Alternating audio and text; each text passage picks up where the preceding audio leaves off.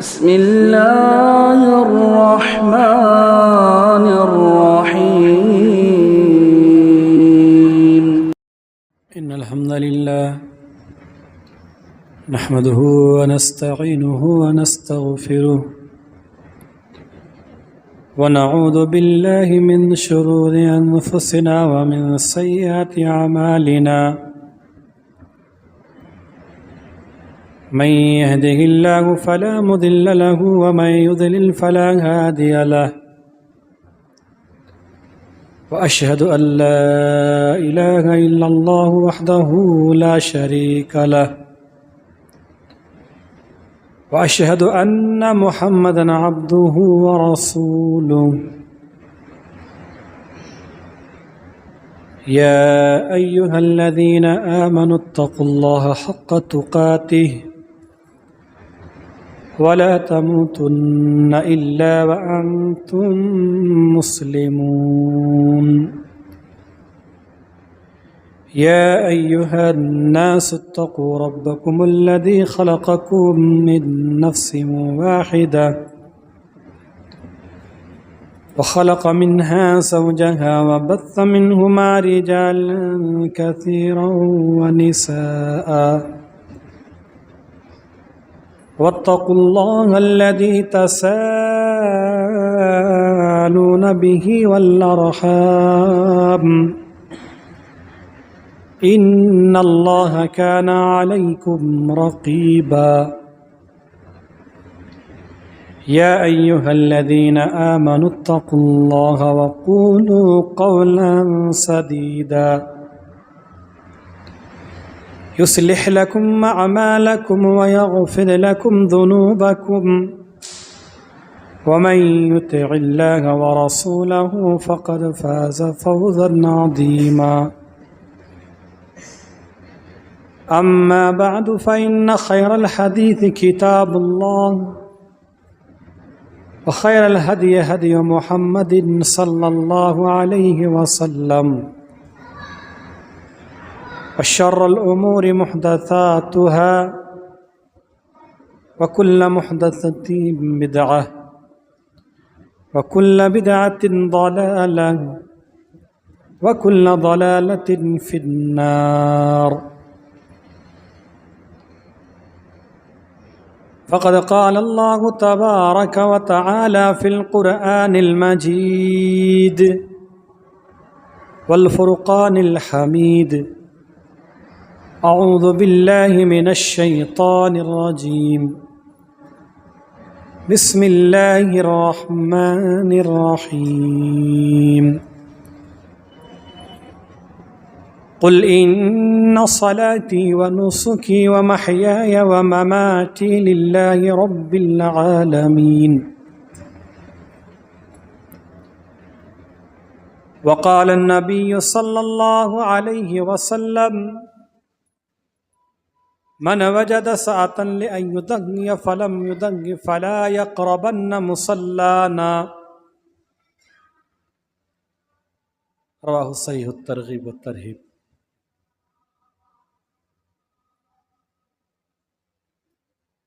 محامد و محاسن بزرگی و بڑائی کبریائی و برتری اللہ تعالیٰ کے لیے ہے جس نے ہمیں یہ زندگی دی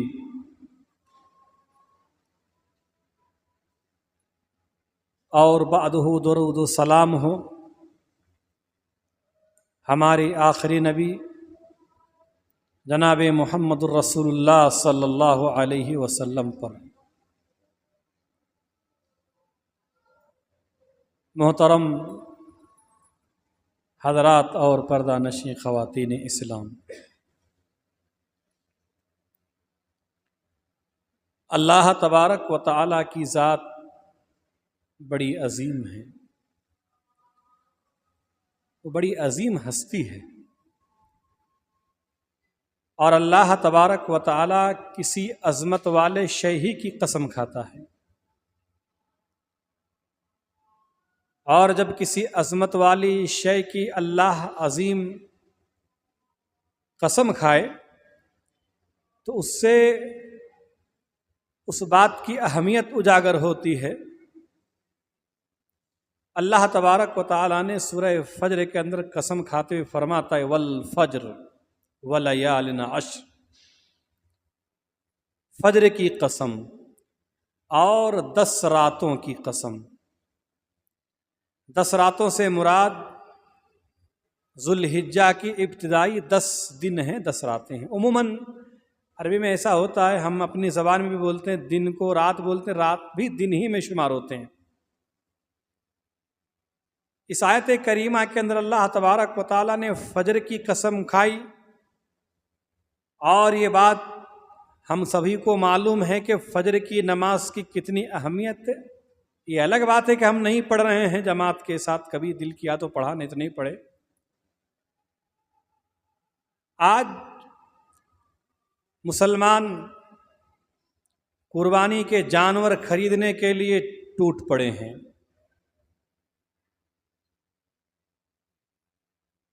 واٹس ایپ کے ذریعے سے اپنے رشتہ داروں کو دکھایا جا رہا ہے میں نے یہ جانور لیا، تم نے کیا لیا۔ ایک ایک گھر سے کئی قربانیاں دی جا رہی ہے۔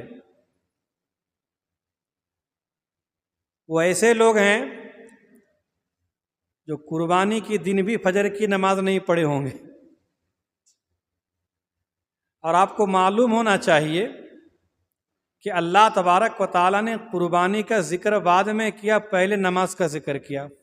اللہ فرماتا ہے، آپ کو سورہ یاد ہوگا، بچے کو یاد ہے، اِنَّا أَعْطَيْنَاكَ الْكَوْثَرَ فَصَلِّ لِرَبِّكَ وَانْحَرْ إِنَّ شَانِئَكَ هُوَ الْأَبْتَرُ۔ یاد ہے؟ چھوٹی سی 3 آیت والی سورت۔ عموماً ہم اپنی سنتوں میں اسے ہی پڑھتے ہیں تاکہ جلدی نماز پڑھ کے مسجد سے بھاگوں، تو یہ زیادہ یاد ہوگا۔ اس سورت کی چاہے چھوٹی ہو کچھ بھی ہو، لیکن بڑی فضیلت والی سورت ہے۔ اللہ تبارک و تعالیٰ نے فرمایا اِنَّا أَعْطَيْنَاكَ الْكَوْثَرَ، اے نبی ہم نے آپ کو کوثر عطا کیا۔ اور یہ کوثر ایسا حوض ہے جسے کل قیامت کے دن ایک بار پلا دیا جائے گا تو پھر اسے کبھی پیاس نہیں لگے گی۔ گرمی کا موسم ہے، گزشتہ ہی بتایا تھا، یہ جھوٹ بتلا رہا ہے، یہ 32 ڈگری نہیں ہے، بہت ہے۔ عوام الناس کہیں پریشان نہ ہو جائے، اسی لیے سازش کی گئی کم دکھاؤ۔ بہرحال 44 45 50 کتنی بھی ہو، کتنے پانی پی رہے ہیں، بار بار پی رہے ہیں، پانی سے بنی مختلف شربت و مشروبات بھی پی رہے ہیں۔ ہر آدمی کو شکایت ہے گرمی بہت زیادہ ہے، گرمی بہت زیادہ ہے۔ تو گرمی زیادہ کیوں ہے؟ جہنم اپنا گرم ہوا چھوڑ رہی ہے، سانس چھوڑ رہی ہے یہ۔ اب آپ سوچئے کہ جب یہ مختصر سی گرمی، اتنی گرمی جب ہم برداشت نہیں کر پاتے ہیں، تو پھر ہمارے نبی جناب محمد رسول اللہ صلی اللہ علیہ وسلم نے یہ تو کہیں زیادہ ہے کہیں کم ہے، لیکن جہنم کی ٹمپریچر جو ہے ہمارے نبی نے بیان کر دیا، وہ سب جہنمیوں کے لیے برابر ٹمپریچر رہے گا، وہ کہیں یہاں کم وہاں زیادہ ایسا نہیں ہوگا۔ کتنا بیان کیا کہ دنیا کی آگ سے 69 درجے زیادہ گرم ہیں، ہمیں اس کی فکر نہیں ہے۔ اللہ تبارک و تعالیٰ نے فرمایا کہ کل قیامت کے دن آپ کو کوثر عطا کیا جائے گا، ہم نے کوثر آپ کو عطا کیا۔ فَصَلِّ لِرَبِّكَ وَانْحَرْ، اس آیت پہ غور کیجئے، یہی بتلانا ہے۔ فَصَلِّ لِرَبِّكَ وَانْحَرْ، آپ اپنے رب کے لیے نماز پڑھیے اور نحر کیجئے، قربانی کیجئے۔ تو پہلے نماز کا ذکر ہوا کہ قربانی کا؟ پہلے نماز کا ہوا نا، فَصَلِّ لِرَبِّكَ، اپنے رب کے لیے نماز پڑھیے، اس کے بعد قربانی۔ سورہ انعام کی آیت کے اندر کیا فرمایا؟ قُلْ إِنَّ صَلَاتِي وَنُسُكِي، اے نبی آپ کہہ دیجئے بے شک میری نماز اور میری قربانی۔ نسک کا اطلاق قربانی پر بھی ہوتا ہے، حج پر بھی ہوتا ہے۔ عموماً تمام عبادتوں پر ہوتا ہے، لیکن یہاں اکثر و بیشتر مفسرین نے اور جو ترجمہ کرنے والے وہ قربانی ہی کی ہے کہ نسک سے مراد قربانی ہے۔ اس آیت پر بھی آپ غور فرمائیے کہ پہلے اللہ نے نماز کا ذکر کیا، ان صلاتی، بے شک میری نماز، ونسکی، اور میری قربانی۔ دونوں آیت کریمہ کے اندر اللہ تبارک و تعالیٰ نے پہلے ذکر کیا نماز کا، اس کے بعد قربانی کا۔ جیسے ہی قربانی کا موسم آتا ہے، ذوالحجہ کا مہینہ داخل ہوتے ہی لوگ فتویٰ پوچھتے ہیں، مولانا قربانی کے جانور کیسا ہونا چاہیے؟ کبھی آج تک کوئی یہ نہیں پوچھا قربانی کرنے والا کیسا ہو۔ جس جانور کو ذبح کر رہے اس کے اندر ذرا سے نقص و عیب اللہ تبارک و تعالیٰ کو پسند نہیں ہے، اور جو ذبح کر رہے ہیں سر سے لے کے پاؤں تک عیب ہی عیب ہے۔ ہوگی قربانی، قربانی ہوگی یا نہیں ہوگی وہ تو اللہ تبارک و تعالیٰ کس کی چاہے قبول کرتا ہے، کس کی چاہے نہیں قبول کرتا ہے۔ لیکن آپ ان آیت کریمہ پر غور کیجئے کہ اللہ نے پہلے نماز کا ذکر کیا، بعد میں قربانی کا ذکر کیا۔ جمعہ کے دن اتنی فضیلت والا دن اللہ نے پہلے دیکھیے، والفجر، فجر کی قسم، انشاءاللہ فجر کی نماز پابندی کریں گے انشاءاللہ۔ اللہ تبارک و تعالی تمام نمازوں کی پابندی کرنے کی توفیق عطا فرمائیں، آمین۔ اس کے بعد اللہ فرماتا ہے وَلَيَالٍ عَشْرٍ، 10 راتوں کی قسم۔ 10 راتوں سے مراد مفسرین کہتے ہیں کہ ذوالحجہ کی ابتدائی 10 راتیں ہیں۔ آج 29 تاریخ ہے، ہوا چاند نظر آئے گا، نہیں تو کل نظر آئے گا۔ یہاں سے لے کے قربانی تک یہ 10 دن کی اللہ نے قسم اٹھائی۔ اللہ کے نبی جناب محمد رسول اللہ صلی اللہ علیہ وسلم نے ان ایام کی فضیلت کے بارے میں فرمایا، ان ایام میں کیے جانے والے اعمال سب سے افضل ہیں۔ افضل، اس میں مبالغہ کا صیغہ ہے، یہ مطلب اسم تفضیل ہے، بہت زیادہ بہتر ہے۔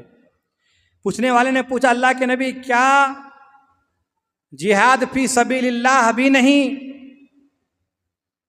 کہا کہ جہاد فی سبیل اللہ بھی نہیں، ہاں وہ مجاہد جو اپنے مال و جان کے ساتھ جہاد کرنے جائے اور کسی کے ساتھ واپس نہ لوٹے، یعنی وہ اللہ کی راہ میں شہید ہو جائے تو ان کا مقام ہے۔ لیکن اس کے بعد فرمایا یہ جو بھی جہاد فی سبیل اللہ میں اعمال جو ہے وہ تو آپ اندازہ لگائیے کہ وہ کوئی نماز، روزہ، حج، زکوٰۃ، یہ تمام عبادت ایک طرف، اور جہاد فی سبیل اللہ ایک طرف۔ ایک آدمی لڑتے لڑتے اسی میدان میں مسلمان ہو گیا، پھر وہ شہید ہو گیا، تو اللہ کے نبی نے کیا فرمایا؟ مختصر سا عمل بہت بڑا اجر و ثواب۔ نماز نہیں پڑھا اس نے، قربانی نہیں کی، حج عمرہ کچھ بھی نہیں کی، ایک وقت کی نماز نہیں پڑھی، لیکن اسلام لانے کے بعد بہترین موت مرا، شہادت کی موت نصیب ہوئی۔ اللہ کے نبی نے فرمایا کہ 10 دن جو ذوالحجہ کی ابتدائی 10 دن ہیں، ان میں کیے جانے والے اعمال اللہ تبارک و تعالیٰ کو سب سے زیادہ محبوب ہیں۔ ایک روایت میں ہے محبوب ہیں، پسندیدہ ہیں۔ یہ 10 دن ہوا بہتر۔ راتوں میں بہتر کون سی رات ہے؟ شب قدر کی رات ہے، اور عموماً ہفتے میں جمعہ کے دن کی بڑی اہمیت ہے۔ دیکھیے 360 دن ہوتے ہیں سال کے، اور گنتی کہیں گے 365،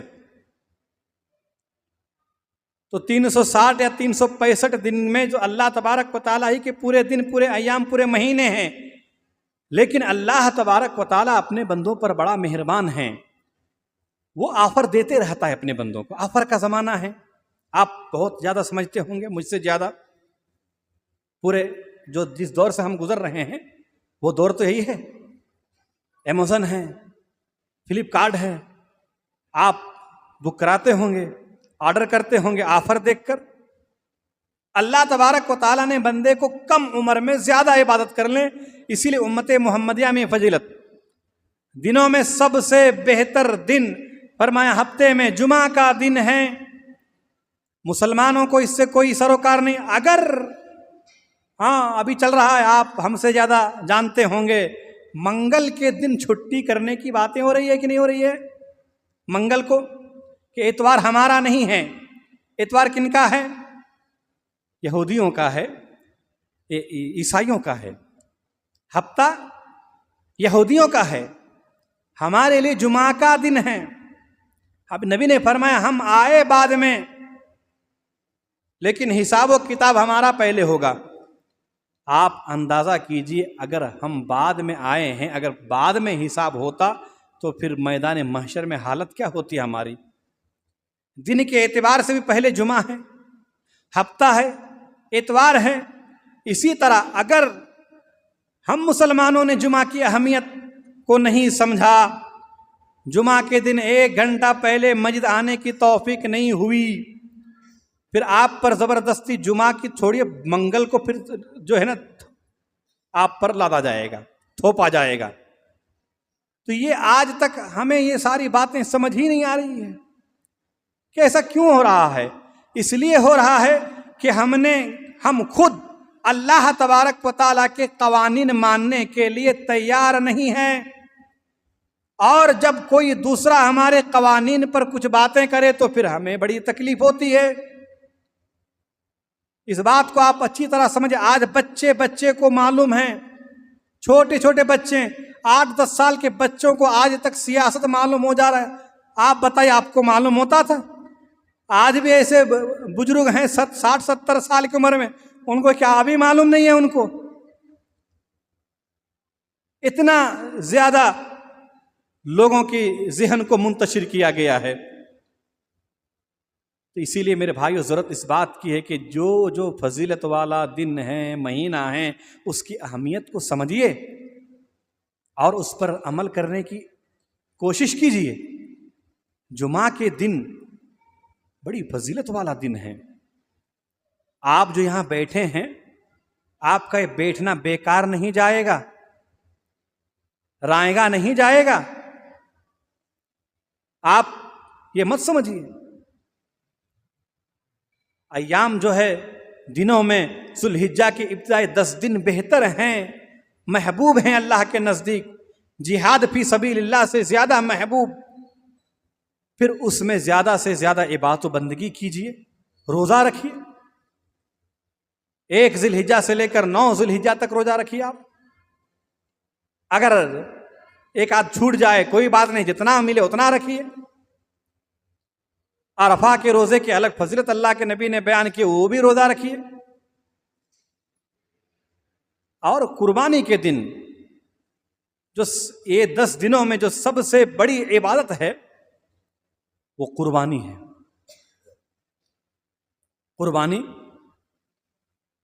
صرف کسی جانور کو ذبح کرنے کا نام نہیں ہے۔ قربانی کسی جانور کو مار کے اس کا خون بہانے کا نام نہیں ہے۔ قربانی کسی جانور کو کاٹ کر اس کے گوشت سے لطف اندوز ہونے کا نام نہیں ہے۔ قربانی عید کے دن لذیذ پکوانوں سے شکم سیر ہونے کا نام نہیں ہے۔ قربانی گوشت کے عمدہ ڈش تیار کروا کے اس سے چٹکارا لینے کا نام نہیں ہے۔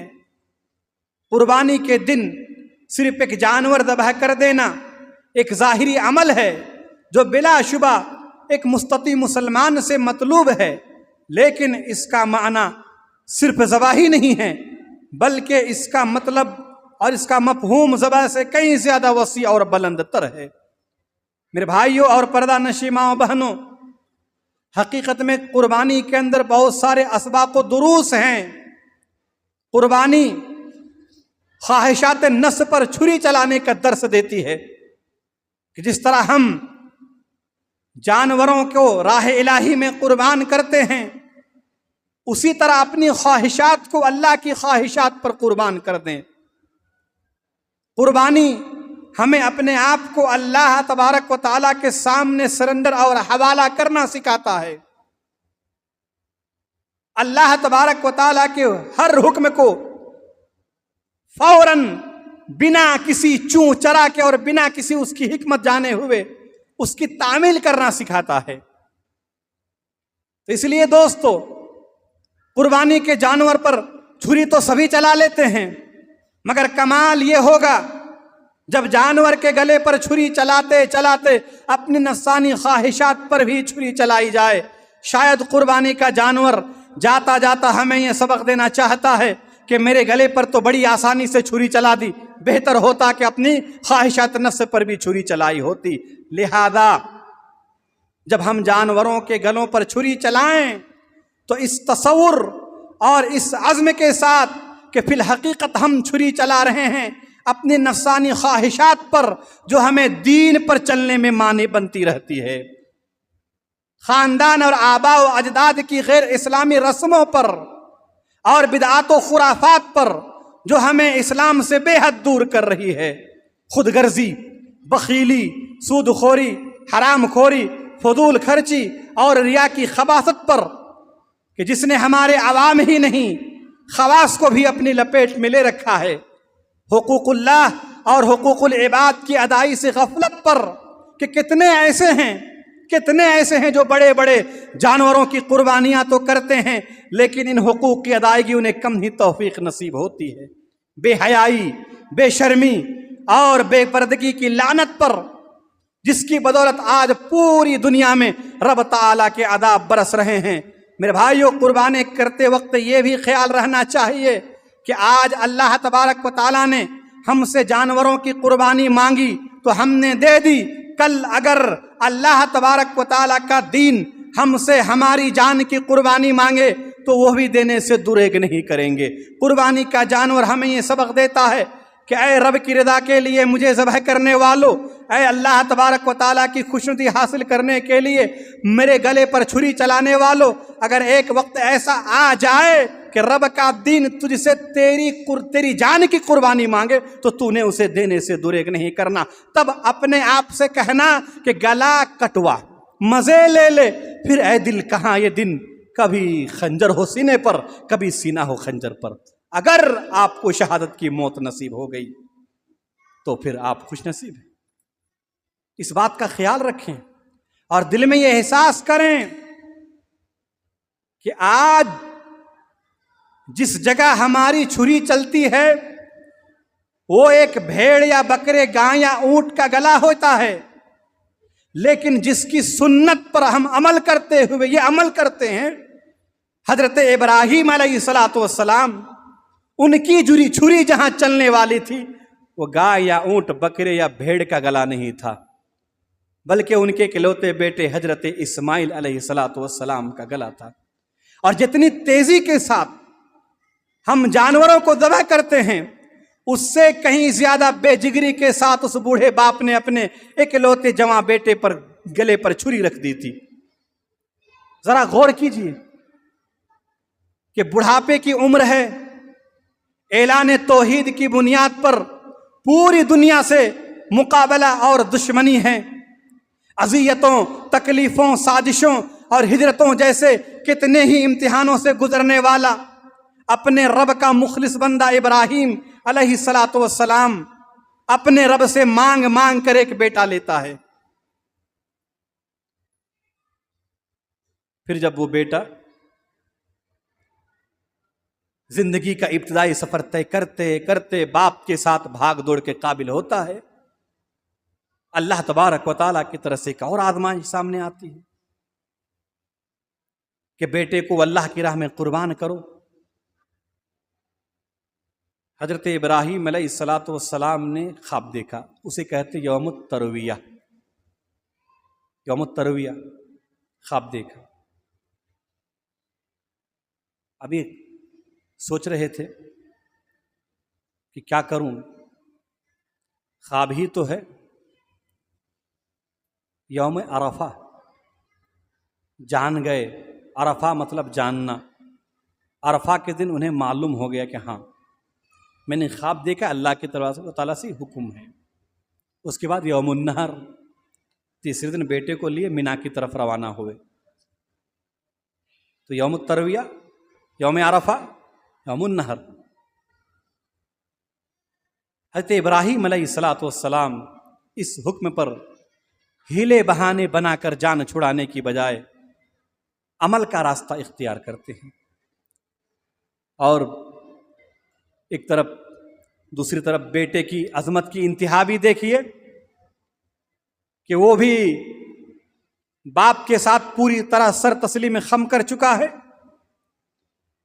ادھر باپ ذبح کرنے کو تیار ہو گئے، ادھر بیٹا ذبح ہونے کو تیار ہو گئے. کس کی خاطر؟ کسے خوش کرنے کے لیے؟ کس کا حکم پورا کرنے کے لیے؟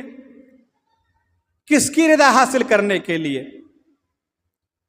صرف ایک اللہ کی خاطر، صرف اسے خوش کرنے کے لیے، صرف اس کی رضا کو سب سے بڑی دولت سمجھ کر حاصل کرنے کے لیے.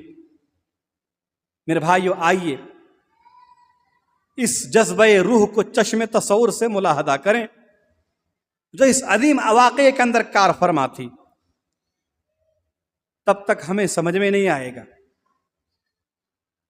بس ابراہیم کی سنت لائے جانور پورے بازاروں میں گھمائے، نمائش کیے، واٹس ایپ میں رکھا، لوگوں کو دکھایا. یہ ریاکاری، یہ دکھلاوا. میں نے 3 جانور لیے، میں نے 5 لیے، میں نے 7 لیے. ذرا سوچئے، تصور کیجئے کہ سیدنا ابراہیم علیہ السلام ملائے اعلیٰ سے تعلق رکھنے والے نوری وجود نہ تھے، فرشتے نہیں تھے، بلکہ وہ بھی اسی مشت خاک کے بنے ہوئے پیکرے خاکی تھے. ان کے پہلو میں بھی وہ مضغے گوشت تھا جسے دل کہا جاتا ہے، جس میں اولاد کی بے پناہ محبت موجود رہتی ہے، اور اولاد کی ذرا سی تکلیف پر ہر وقت آمادہ گریاں. پھر یہ میرے بھائیو، یہ اولاد عام اولادوں کی طرح نہ تھی، بلکہ عمر بھر کی آہ سحرگائی اور نالہ نیم شبی کے بعد بڑھاپے کی اولاد تھی، جس سے محبت بھی شدید تر ہوتی ہے. اس پر مستزاد یہ واقعہ کہ حضرت اسماعیل علیہ السلام نے ابھی زندگی کی چند بہاریں ہی دیکھی تھی، 13 سال کی عمر. پھر اس عمر میں وہ کیا کیا ولولے، منصوبے، امنگیں اور آرزویں ہوں گے جو باپ کے دل میں بیٹے کے لیے اور بیٹے کے دل میں اپنے لیے، خود کے لیے پیدا ہوتے ہوں گے. ہم اپنے بچوں کی فیوچر کے بارے میں سوچتے ہیں کہ نہیں سوچتے ہیں؟ پیدا ہوتے ہی پوری ان کی زندگی کی ہم نے سوچ لیا ہے، ہمیں یہ بنانا ہے، وہ بنانا ہے. ابراہیم نے بھی کچھ سوچا ہوگا. آج کل بچے کو بولی آپ کیا بننا چاہتے ہو؟ ہمیں پوچھتا تھا تو کیا معلوم تھا کیا بنے، دیکھا جائے گا جو بنے. معلوم تھا کہ آج اس ممبر پر چڑھ کر آپ کے سامنے قرآن حدیث کی کبھی نہیں سوچا تھا. آپ جہاں ہیں آپ کبھی سوچے تھے؟ لیکن آج کے جو بچے ہیں وہ ہم سے ذرا کہیں آگے ہیں. چھوٹا ہے، 7 5 6 بولنا آیا، وہ معلوم ہے اس کو کیا بننا ہے. لیکن حضرت ابراہیم اور اسماعیل علیہ السلام کے دل میں بھی کچھ ولولے، امنگے جاگے ہوں گے، امیدیں. لیکن اللہ تبارک و تعالیٰ کی طرف سے جب ان کی امتحان لینے کی کوشش کی گئی کہ باپ بیٹوں کے دلوں میں میری محبت زیادہ ہے یا دنیاوی آسائش و تعلقات کی، تو پھر دونوں باپ بیٹوں نے دنیائی آسائش و تعلقات سے دامن جھٹک کر اطاعت و انقیاد اور قربانی کی ایسی مثال پیش کی کہ دنیا دنگ رہ گئی. اس امتحان میں محبت، باپ کا محبت بھرا دل کانپا، نہ بوڑھے اور کمزور ہاتھوں میں لرزہ پیدا ہوا. ادھر چھری پکڑا دو، مونا کو ڈھونڈتے رہتے ہیں، ہمارے گھر کی قربانی کرو. ہمیں خون نہیں ہوتا دیکھنا، خون دیکھے تو ہم بے ہوش ہو جاتے ہیں. جانور ذبح کرتے، گھر کے عورتیں بچیاں سب رونے لگتی ہے، جانور کو کیوں ذبح کر رہے ہو؟ گھر میں ہم نے 6 مہینے سے پالا، 1 سال سے پالا، لپٹ لپٹ کر روتے ہیں. یہ کیا ہے؟ یہ جب ایک جانور کے خون آپ گلے پہ چھری چلا رہے ہو تو تصور کیجئے آپ کس کی سنت پہ عمل کر رہے ہیں. آپ کا ہوگا 7 8 10 12 15 بیٹے، 3 4 تو بیٹے ہوں گے ہی، ان کا تو ایک ہی تھا. کوئی بڑھاپے نہ لانے دی تھی، ذرا بھی ہاتھ کانپا نہیں، ہاتھ میں کوئی لرزہ پیدا نہیں ہوا کہ بیٹا ہے. باپ دونوں اللہ تبارک و تعالیٰ کی حکم پر عمل کرنے لگے۔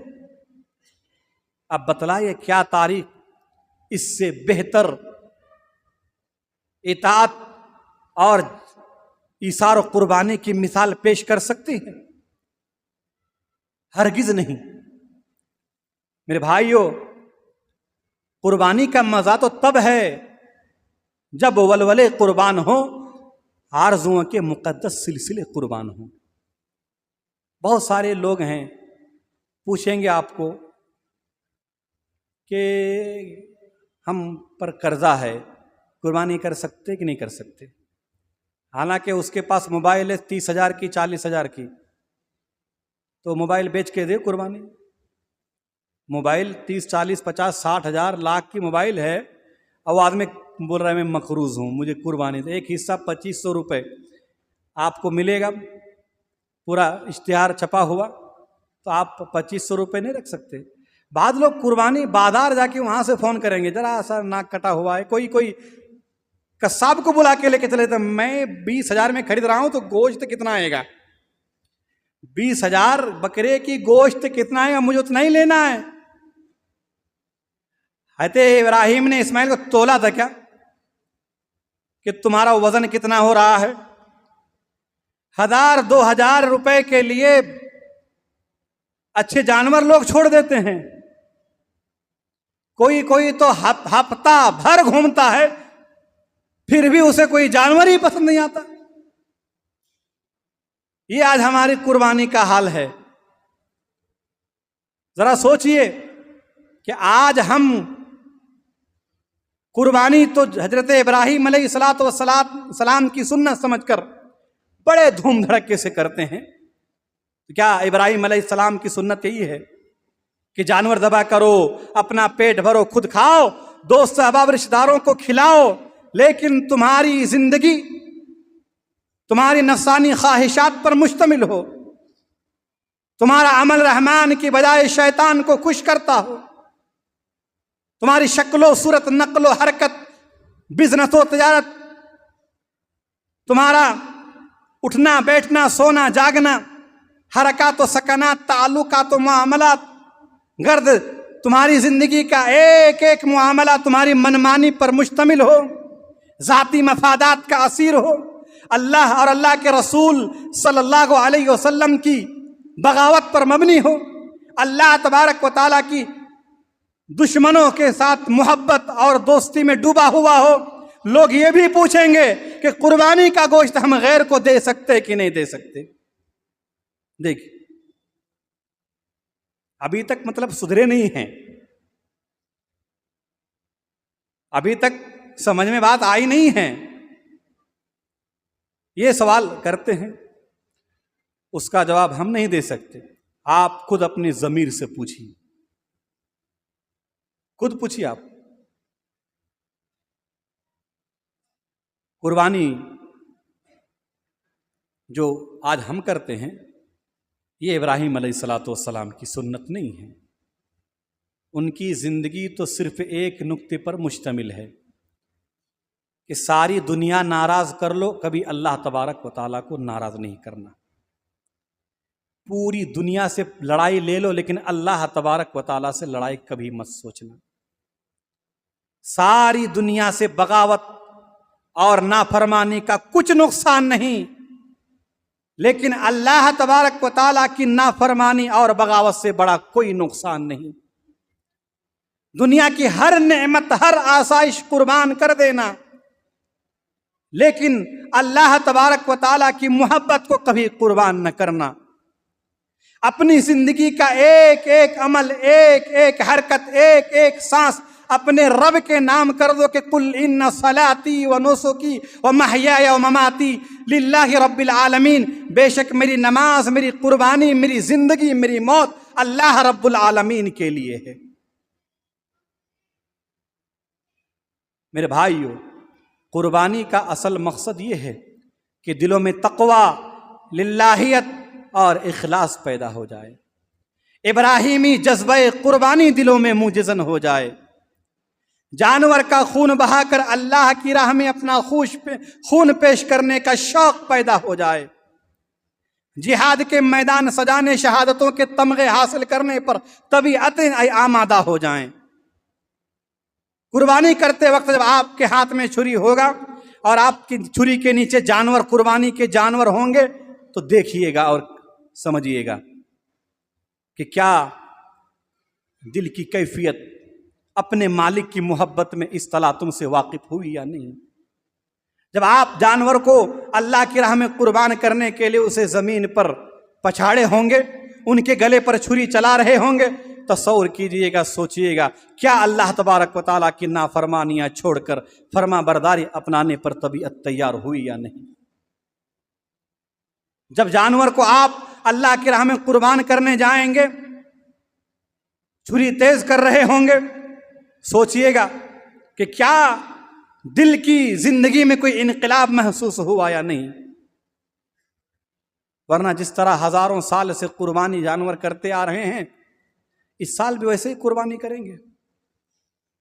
میرے بھائیو، حقیقت یہ ہے کہ قربانی کی اصل لذت اور حقیقی نتائج ہم تبھی حاصل کر پائیں گے جب ہم جانور قربانی کرنے کے ساتھ ساتھ دلوں میں ابراہیمی اخلاص اور جذبات پیدا کرنے میں کامیاب ہو جائیں گے۔ اسی لیے گزارش یہ ہے کہ آپ قربانی کے مقصد کو سمجھیے کہ قربانی کا مقصد کیا ہے، ابراہیمی بن جائیں۔ صرف قربانی میں ہی نہیں، یہ تو ایک عمل ہے جو ہمیں اللہ تبارک و تعالیٰ کی راہ میں قربان ہونے کا درس دیتا ہے۔ ابراہیمی بنیں، اپنا عقیدہ درست رکھیں، شرک و بت پرستی سے بعد آئیں، بدعت و خرافات سے دور رہیں، اللہ تبارک و تعالیٰ کے حکم پر بنا کسی چوچرا، بنا کسی سوال کیے عمل کرتے رہیں۔ ابراہیم علیہ السلام نے کبھی اللہ تبارک و تعالیٰ سے حکمت جاننے کی کوشش نہیں کی۔ جب جب انہیں کہا گیا فرما بردار ہو جا، تب تب انہوں نے کہا اسلمت لرب العالمین، میں اللہ رب العالمین کے لیے فرما بردار ہو گیا۔ اور آخری بات کہ ہم جو جانور ذبح کرتے ہیں تو وہ گوشت اور خون اللہ کو نہیں پہنچتا، وہ تو خون بہہ گیا، گوشت تو آپ کے پیٹ میں چلا گیا۔ کیا پہنچتا ہے؟ اللہ نے فرمایا سورہ حج آیت نمبر 37 کے اندر لن ینال اللہ لحومها ولا دماؤها ولکن ینالہ التقوی منکم۔ لن کے مطلب ہوتا ہے ہرگز نہیں، لن ینال اللہ، ہرگز تمہارے جانوروں کا گوشت اور خون اللہ کو نہیں پہنچتا، البتہ تمہارا تقوی پہنچتا ہے، تمہارا اخلاص پہنچتا ہے۔ اس آیت کریمہ میں تقوی سے مراد اخلاص ہے، للہیت ہے، اخلاص اللہ کو پہنچتا ہے۔ نیت درست کیجئے پہلے، اس لیے پہلے نیت درست کرنے کے لیے ضروری ہے تزکیہ نفس کے لیے آپ نماز کا پابند بنیں۔ پہلے نماز تو پڑھیے، اب عصر سے پابندی کیجئے۔ رمضان جیسے گزر گیا، 10-15 دن ٹھیک چلا تھا، لوگ خوش ہو گئے، نمازی کیا چلا ہمیں دائیں بائیں تو ہے، لیکن جیسے جیسے گزرتا گیا پھر وہی حال، پھر وہی لوگ مہنگے مہنگے جانور خریدیں گے، اور آخری بات یہ نمائش کرتے نہیں پھرنا، ابھی 300 ہوا ہے گوشت، 500 بھی خریدنا پڑے گا۔ یہ ہماری ہی بے وقوفی ہے۔ کیا آپ کیا مطلب کیا میسج دینا چاہتے ہیں لوگوں کو؟ کیا آپ ثابت کرنا چاہتے ہیں؟ کیا آپ بہت بڑے قربانی کرنے والے ہیں؟ آپ تو ان کو سوچئے نا جن کی سنت پہ آپ عمل کر رہے ہیں، کہ انہوں نے کیا اللہ کے سامنے کس کو لٹا دیا تھا۔ مطلب پیسہ ہے تو مطلب کچھ بھی، یہ ریاکاری ہے، آپ کے جانور کا گوشت کو نہیں پہنچتا۔ پھر اس پر واقعہ یہ ہوگا کہ ان کے جانوروں کے گوشت سے جو غربا ہیں، جو فقراء ہیں، ان کو کچھ بھی حصہ نہیں ہے، ان کو صرف پسلی کی ہڈیاں ملے گی، اور سسرال والے آئیں گے ان کو اچھے اچھے ران کے اور مختلف کلیجی اور اندر کے جو چیزیں ہیں ان کو ملیں گی۔ حکارت، ایسے ہم بٹوارا کرتے ہیں، آدھے گوشت فریج میں، اللہ کے نبی صلی اللہ علیہ وسلم نے توشہ ذخیرہ اندوشی کرنے کا حکم دیا ہے. آپ پہلے قربانی کریں اخلاص للہیت کے ساتھ، ایک اللہ کے لیے قربان کریں، دلوں میں کسی قسم کی ریاکاری شہرت نہ ہو. آپ کے اپنے رشتہ داروں میں جو غربا ہیں، جو فقراء ہیں، ان کا خیال رکھیں. اللہ نے فرمایا ہے وَآتِمُ الْبَائِسَ الْفَقِيرَ، سورہ حج کے اندر اللہ نے ذکر کیا ہے. اب اتنا وقت ہے نہیں کہ آپ کو پورا تفصیل ذکر کرتا چلوں، انشاءاللہ پھر کبھی موقع ملا تو اور باتیں ہوں گی. اللہ تبارک و تعالیٰ سے آخر میں دعا کریں کہ اللہ تو ہمیں قربانی کے اصل مقصد کو سمجھنے کی توفیق عطا فرما. الہ العالمین تو ہمیں اس بات کی توفیق عطا فرما کہ ہم اخلاص اور للہیت کے ساتھ جانوروں کی قربانی کریں، ہمارے دلوں کے اندر کسی قسم کی ریاکاری نہ ہو. الہ العالمین ہم میں سے جو پریشان حال ہیں تو ان کی پریشانی کو دور فرما. جو لوگ بیمار ہیں پروردگار عالم تو انہیں شفائے کاملہ عاجلہ عطا فرما. آج جو ہماری دوست احباب رشتہ دار دنیا کے اندر نہیں ہیں، برزخ کی زندگی میں ہیں، الہ العالمین تو انہیں کروٹ کروٹ جنت نصیب عطا فرما. ہم جب تک زندہ رہیں تو ہمیں ایمان کی حالت میں زندہ رکھ، اور جب ہمارا خاتمہ ہو اسلام پر ہو، ایمان پر ہو. آمین. ان فی ذلک لذکری لمن کان قلبہ القى السمع وهو الشہید.